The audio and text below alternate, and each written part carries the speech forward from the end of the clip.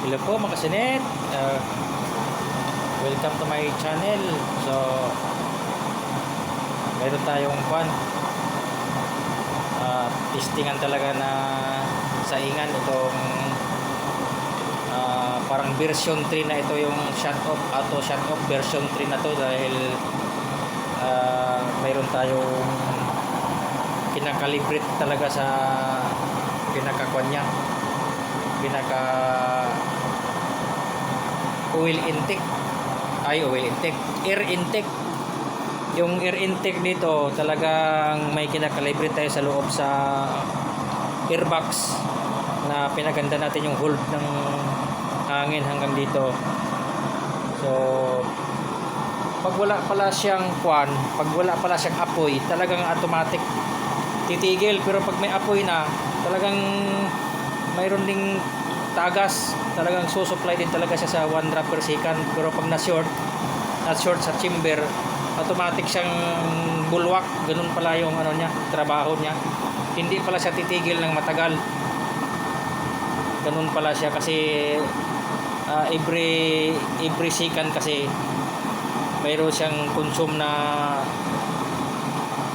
kinakain yung apoy, yung langis. Kaya pala hindi natin matatawag na kahit na operasyon ng apoy, hindi natin masasabing titigil siya ng matagal dito.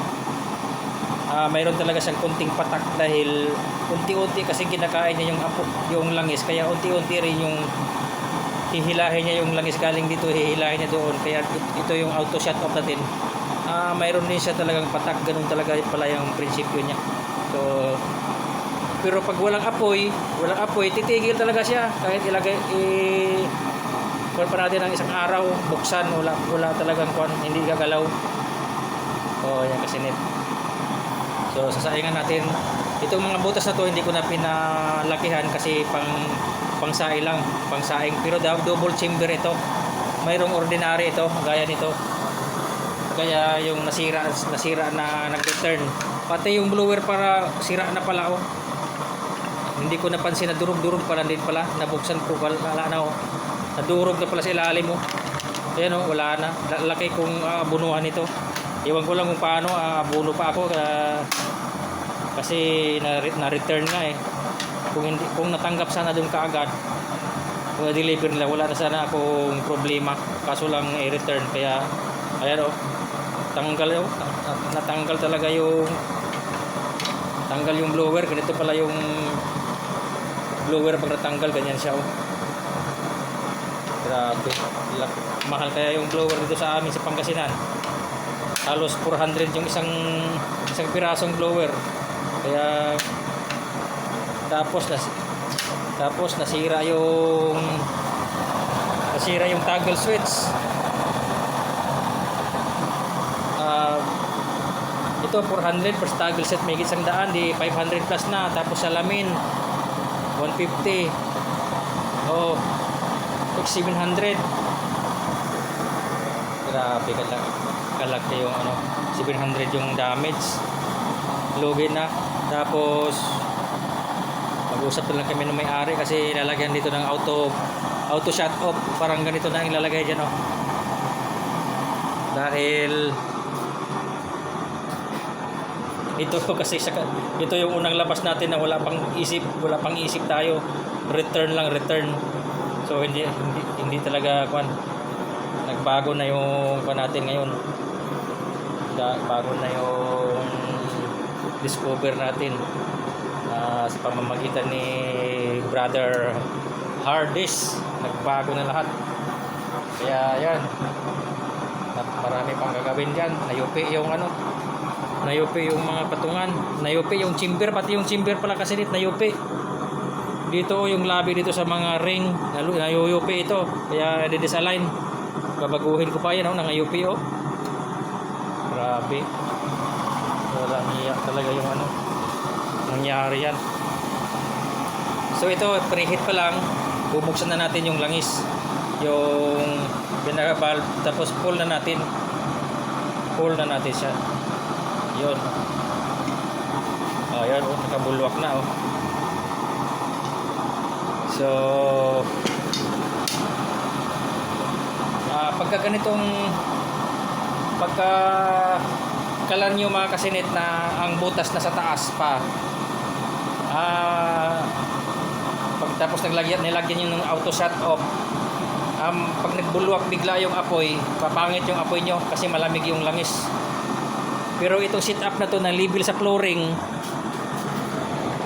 yung sit up na yan, yung daluyan ng langis level sa flooring, mainit yan, kaya pag pumasok yung langis doon, hindi magbabago yung apoy. Kaya hanggang dito banda hanggang dito mainit. Pagdating dito naman sa puno, medyo wala na kasi lagi namang pumapatak naman yung bulwak, kaya pagdating dito hindi na ganong mainit, pero dito mainit talaga to. Init yan kaya pag dumaloy dito yung supply, pagpunta doon sa chamber, hindi magbabago yung apoy kasi init talaga yung init, kumukulo banda dyan, kumukulo na eh. Kaya yun yung kagandahan pag nag-sit up ng ganito, level sa flooring, para yung na-steam na yung langis dito banda, na-steam na siya. Pag nagbulwak dito, labas doon, yung banda rito pupunta doon, wala na, hindi na magbabago yung apoy. Ganun ang ganda pala nito, itong sit up na to. So yan yan yung kasi hindi na nagbabago yung apoy. Ayan, ano na yan, nakalibil na yan kasi halos tumigil na yung bulwak niya. Tapos saingan natin ngayon. Ngayon, ito yung ito yung request ng may-ari na mayroon siyang ring protection. Tignan niyo makasinit, diba hindi lumabas yung apoy. Doon lang yung apoy sa loob. Ang kagandahan ng panayan natin, ang kardero natin steady na makinis. Pero pagdating ng isang linggo, mayroong singaw dito, yung singaw ng langis, parang nagba-brown. Pwede siguro mga isang linggo bago ka maghugas ng mag-is-is ng kardero kasi parang may brown dito kasi siyempre sumingaw talaga yung init ng langis dyan. Pero pag ilang araw pa lang, wala, puti pa rin. So ganyan kasinit. So dito nagproblema ako dito talaga dahil ngayon lang ako nakasagupa na ganito na na-damage, na-disalign. Tingnan mo yung kasi nito. Gumagalaw-galaw. Gumagalaw-galaw, parang natabingi. Dinaganan ng matigas, mabigat. Grabe, siguro sa ilalim, pinakailalim. Buti hindi nangadurog. So tingnan nyo kasi nito, ang apoy nandun na sa loob, tapos walang lumabas kasi marami na siyang, ang dami ko nang nilagay na butas-butas. Ayan, yung butas-butas hindi ko na binarinahan, yung hiwa-hiwa na lang ng circular saw. Ang dami yan, tabi-tabi, kaya wala na siyang yung maluwag na yung paghinga niya, kaya ang apoy doon lang sa loob. Ayan. So ano rin ito, anti-apaw din ito. Pero mayroon pa akong gagawin mga kasinit sa sarili kong kalan. Papakita ko uli yung yung splash proof na gagawin ko. Abangan lang yung kasinit dahil gagawa na naman ako para masubukan din natin yung splash proof na mayroon carbon breaker. Hindi ko pa nakagawa ng ganun na may carbon breaker. Subukan ko muna dito dahil may kwan tayo ngayon, project na parating. So pitik-pitik na lang tayo. Ito kung nanood ka bro na taga Quezon Province, so susunod na sa'yo kasi itong may-ari nito taga Umingan to, nauna pa pala to sa'yo kaya tiisan mo na lang konti dahil ito na susunod na sa'yo. Ito yung taga Umingan, pipick upin niya dito so pagkatapos nito sa'yo na.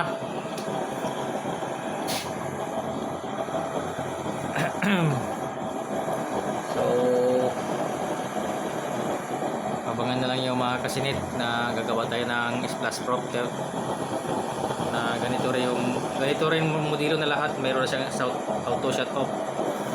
Tapos iba yung gagawin kong splash prop. Abangan na lang nyo, walang doon sa taas, hindi sa taas yung apoy. Hindi gaya nung hindi kagaya nung LPG mode, iba ang gagawin ko. Kaya abangan na yung mga kasinit kung sakaling maumpisahan ko. So tingnan nyo kasi nito, pag nagkonsumo siya ng nagkukonsumo na yung gumagana na yung apoy sa loob, mayroon talaga siyang supply halos parang 1 drop per second lang din. Ganyan.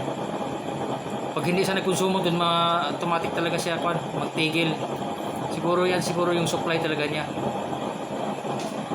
Dahil itong control natin, itong adjuster, halos ano lang to, yung nguso niya halos tumutok lang sa langis. Kaya kunting baba ng langis siya naman, automatic supply siya. Kasi ang ginawa natin, nakatutok lang talaga siya. Yung parang nguso sumubsob lang sa langis. Itong dulo na to, yung dulo ng yung adjuster na to, nakatutok lang sa langis. Pag nabawasan konti, talagang supply siya. Kaya yan siya Kasi nasubukan na to na walang apoy, tumigil. Kaya supply bigla siya Pag walang apoy, titigil talaga siya. Pero pag may apoy, magsusupply din siya Mayroon siyang backup talaga. Ayun, ito kagandahan niya Pero mabagal naman din tingnan nyo. Sinit. Pero biglang bumulwak Tapos mayroong mabilis na patak, tapos dahan-dahan namang humina. Ganyan lang siya. Hindi siya hindi naman siya makapa-overflow. Dahil yung patak na yan, konsumo talaga ng apoy. Kung ganyan lang masusort pa nga siya kung yan talaga walang bulwak, masusort yung biglang siyang supply di ba? Tapos mabilis yung tulo, tapos bumagal. Yan. Ganyan siya kasinit. Ano lang to, ang adjuster nito, hindi pa totally naka-high, semi-high lang ito. Kasi ang haba pa yung adjuster niya itong adjuster na to, pag mo to, tataas talaga lang lagi sa loob. Yan haba pa yung adjuster niya. Tapos may spring tayo para talagang pag ibaba mo, balik siya kaagad talaga. Ihilahin siya ng spring.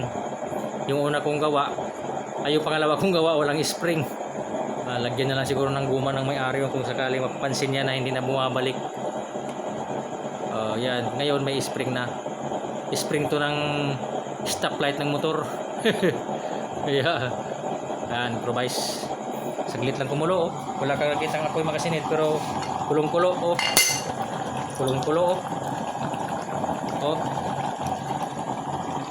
grabe. Yan ang kagandahan ng apoy natin ngayon. Tingnan nyo, wala kang makikita ang apoy na lumabas, wala. Pero mayroon kang masisilip doon na apoy sa loob. Ibig sabihin, makinis pa rin yung kardero. Yan, kulong-kulo yan ayan kulong-kulo yan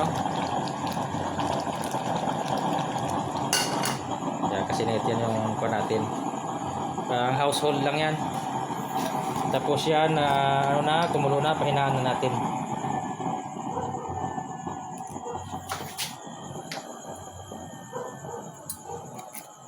Tingnan natin sa number 2. Pwede sa number 2. Tingnan natin actual sa loob, yung number 2. Ganun kahina ay may pula, halong pula. Siyempre halos hindi na may ikot yung blower. Pero pag sinalangan, mayroon kang makikisisilip na kulay blue. Yan kasinit. In mode na yun, in mode. Yung number 2 niya, yung number 2 ay in mode kasi yan parang madalang na yung tusok-tusok niyang apoy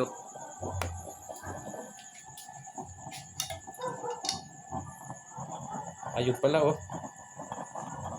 Ang hina na, super hina na talaga oh.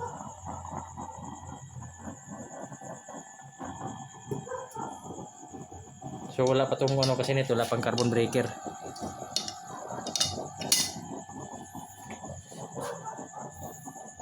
Ayan yung ano natin oh, talagang wala lang lalabas talagang apoy oh. Kinis yung kardero pa rin. Akala mo nagsaing ka sa gas stove. Oo, di ba? Sinit. Pagka ordinary lang yung apoy dyan na lumabas na dyan ang apoy, isang saingan mo lang, mayroon ka nang mapansin dyan na nagba-brown. Pero siya wala. Wala. Yung pulo niya oh. So, kagandahan yung... Kaya ito ang nagugustuhan. Maraming nakagusto nito. Mahirap lang gawin. Yan ako nahihirapan yan paggawa yung ganyan kasi may ring protection. Gaya nito oh. Ang hirap kayang gawin nito. Yan kasi nito. Itong ring na to, ang hirap gawin nito. Kasi hinahasa mo pa to sa circular saw. Ipa-flat mo talaga para flat ito yung kardero. Yan oh, nayupi oh. Ito oh, nayupi. Yung pagka return dito sa Pangasinan. Pati dito na yupi. Ito na yupi. Grabe. Ano nangyari talaga. At sira yung blower. So ewan ko lang kung sinabi ko doon sa inireklamo ko doon sa opisina, sabi nila imbestigahan pa daw nila. Grabe naman yan, imbestigahan pa doon sa SIPON siguro. Sa Senado bago ako ma-refund mga damage, kailan pa siguro. Kaya mga kasinit, mga viewers, magiging customer, so kung gusto niyo mag-order nito, so kung gusto niyo lilipat sa LBC tsaka GRS kasi wala, pag GNT kung minsan binababoy naman nila. Pag uwi wala na, baliktad na yung karton. Grabe, nakadismaya talaga, nakakalungkot na pagdating dito re-repairin mo pa uli, balik na naman sa may-ari. Kaya mangyari kung yung may-ari sasagutin na naman niya yung shipping fee. Ako na times 2 na yung kanya, yung pagkalugi niya. So ganyan kasinit. Sa LBC di naman ganong sobrang mahal din, pero garantiya naman siguro din kasi yung LBC matagal nagde-deliver, nagsi-shipping ako din sa kanila noon. Okay naman. Ano pa yan, malayo pa yung ano nila, yung malawak na yung company na yan. So yan lang po mga kasinit. So you know, sa auto shut off natin talagang bubulwak talaga siya pagka kailangan niyang supply. Pagka ano naman nakasupply na siya, yun dumalang na naman yung patak niya. Ganyan lang yung patak niya. Ibig sabihin hindi siya maka-overflow dahil ganyan lang. Nakatudo na yan. Naka-full na talaga yan. So iba pala yung tinitesting mo yung auto shut off sa walang apoy at saka yung sa mayroon.